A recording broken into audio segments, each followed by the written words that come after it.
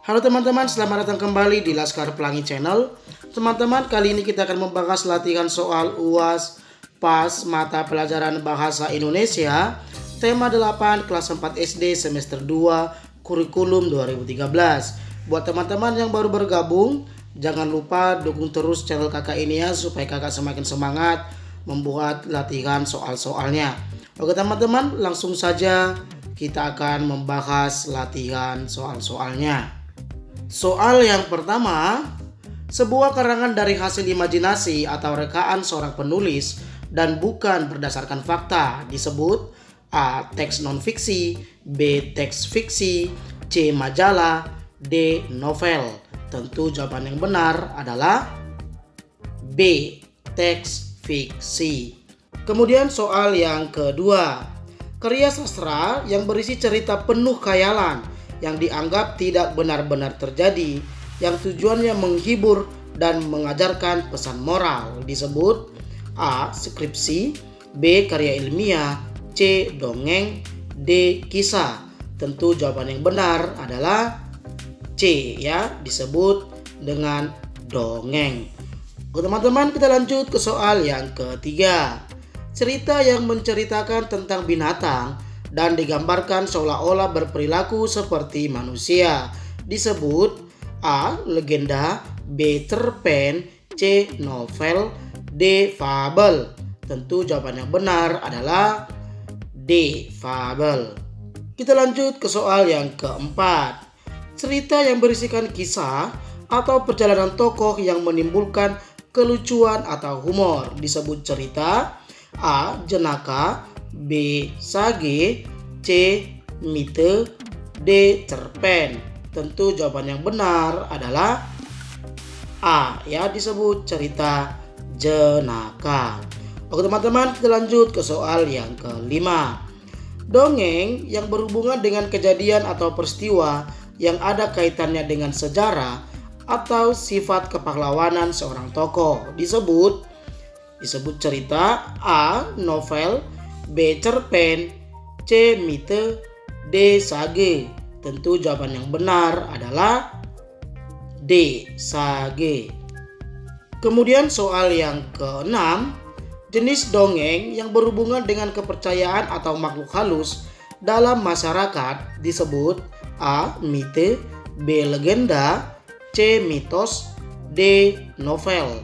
Tentu jawaban yang benar adalah A ya, disebut mite.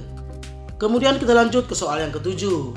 Dongeng yang menjelaskan tentang asal-usul terjadinya suatu tempat atau suatu daerah disebut A. Cerpen, B. Dongeng, C. Legenda, D. Mitos. Tentu jawaban yang benar adalah C ya, disebut legenda. Kemudian soal yang kedelapan.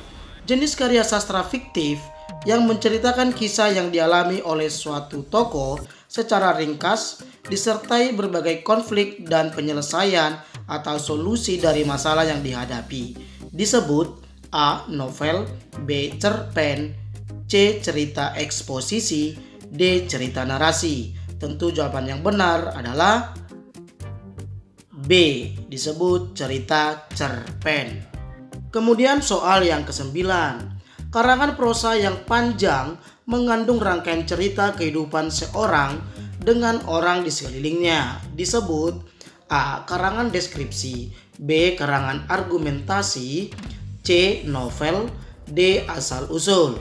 Tentu jawaban yang benar adalah C ya, disebut dengan novel.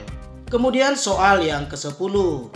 Tokoh yang menjadi pusat dalam cerita disebut A. Tokoh tambahan, B. Tokoh tritagonis, C. Tokoh utama, D. Figuran. Tentu jawaban yang benar adalah C. Tokoh utama. Kemudian teman-teman, soal yang ke-11.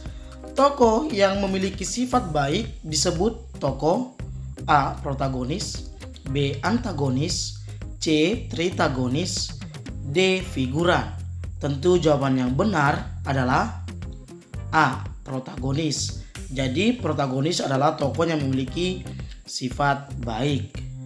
Kemudian soal yang ke-12, tokoh yang memiliki sifat jahat disebut tokoh A. Protagonis, B. Antagonis, C. Tritagonis, D. Figuran. Tentu jawaban yang benar adalah B, ya, antagonis. Jadi tokoh yang memiliki sifat jahat disebut dengan tokoh antagonis. Kita lanjut ke soal yang ke-13.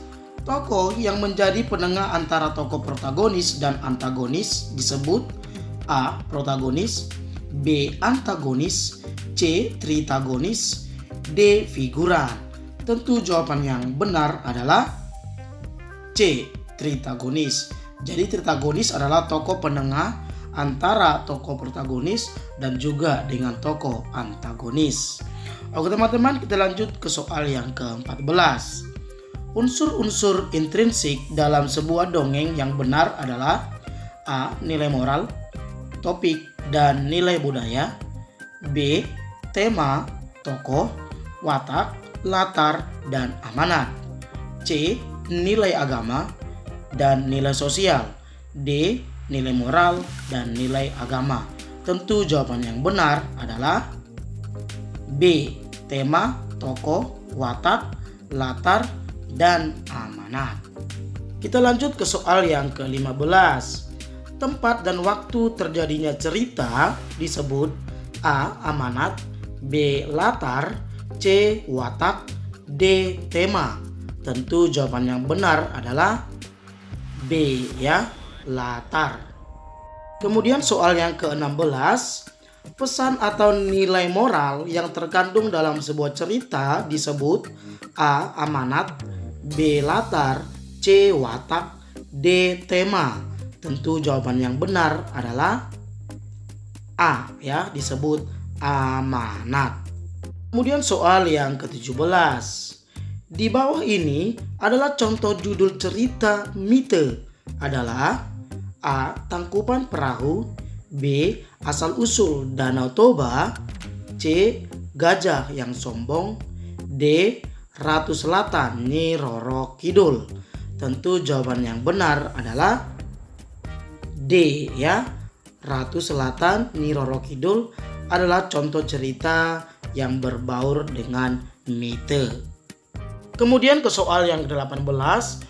Berikut ini yang merupakan cerita legenda adalah A. Bawang putih dan bawang merah, B. Kancil dan buaya, C. Asal-usul Banyuwangi, D. Pengalaman liburan ke Bali. Tentu jawaban yang benar adalah C, ya, asal-usul Banyuwangi. Karena cerita legenda adalah cerita yang menceritakan tentang asal-usul suatu daerah atau suatu tempat. Teman-teman, kita lanjut ke soal yang ke-19. Berikut ini yang merupakan cerita cerpen adalah A. Malin Kundang, B. Si Kancil dan Buaya, C. Asal-usul kota Surabaya, D. Candi Prambanan. Tentu jawaban yang benar adalah A. Malin Kundang. Teman-teman, kita lanjut ke soal yang ke-20. Cerita Malin Kundang berasal dari A. Kalimantan, B. Sulawesi, C. Sumatera, D. Jawa. Tentu jawaban yang benar adalah C. Dari Sumatera. Kemudian ke soal yang ke-21. Cerita legenda Tangkuban Perahu berasal dari daerah A. Jawa Tengah, B. Kalimantan Barat, C. Maluku, D. Jawa Barat. Tentu jawaban yang benar adalah D, ya, berasal dari Jawa Barat. Kemudian soal yang ke-22. Cara pengarang menggambarkan atau melukiskan tokoh dalam cerita yang ditulisnya disebut A. Tema, B. Watak, C. Penokohan, D. Alur. Jadi jawaban yang benar adalah C, ya, disebut penokohan. Kemudian soal yang ke-23. Bacalah teks berikut. Si anak datang lagi di lapangan desa. Kali ini ia menantang orang-orang yang masih larut dalam pesta tersebut untuk uji kekuatan. Ia menantang mereka untuk mencabut lidi yang ia tancapkan ke tanah.